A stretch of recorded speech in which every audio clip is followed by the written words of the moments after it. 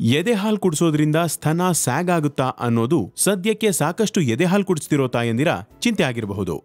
ಈಗ ನಿಜ ಹೇಳೋದಾದ್ರೆ ಎದೆಹಾಲು ಕುಡಿಸೋದ್ರಿಂದ ಸ್ತನ ಸಡಿಲವಾಗುತ್ತೆ ಅನ್ನೋದಕ್ಕೆ ಯಾವುದೇ ಆಧಾರಗಳಿಲ್ಲ. ಸ್ತನ ಸಡಿಲವಾಗಕ್ಕೆ ಅಥವಾ ಅದರ ಆಕಾರ ಬದಲಾಗೋಕೆ ಎದೆಹಾಲು ಕುಡಿಸೋದು ಒಂದೇ ಕಾರಣವಾಗಿಲ್ಲ. ಯಾಕೆಂದ್ರೆ ಅನುವಂಶೀಯ ಅಥವಾ ಜೆನೆಟಿಕ್ ಕಾರಣಗಳಿಂದನೂ ಇರಬಹುದು. ಇದರ ಜೊತೆಗೆ ನಿಮ್ಮ ಜೀವನ ಶೈಲಿ, ಆಹಾರ ಪದ್ಧತಿ ಇವೆಲ್ಲವೂ ಕಾರಣಗಳನ್ನ ಬೀರಬಹುದು. ಕೆಲ ಹಂತದವರೆಗೆ ಎದೆಹಾಲು ಕುಡಿಸೋದ್ರಿಂದ ನಿಮ್ಮ ಸ್ತನಗಳ ಆಕಾರ ಬದಲಾಗಬಹುದು. ಇದೇ ಕಾರಣದಿಂದ ನೀವು ಮಗುವಿಗೆ ಎದೆಹಾಲು ಕುಡಿಸೋದನ್ನ ನಿಲ್ಲಿಸಬಾರ್ದು.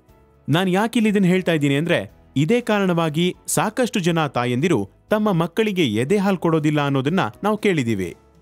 ಹೀಗ್ ಮಾಡೋದ್ರಿಂದ ಮಗು ಸದೃಢವಾಗಿರದೆ ತಾಯಿಯ ಎದೆಹಾಲಿನಿಂದ ವಂಚಿತವಾಗಿರುತ್ತೆ. ಹೀಗಾಗದೇ ಇರೋದಕ್ಕೆ ದಯವಿಟ್ಟು ಮಕ್ಕಳನ್ನ ಎದೆಹಾಲಿನಿಂದ ವಂಚಿತರಾಗಿಸಬೇಡಿ. ಮಕ್ಕಳ ಆರೋಗ್ಯನೇ ಮುಖ್ಯವಾಗಿದೆ.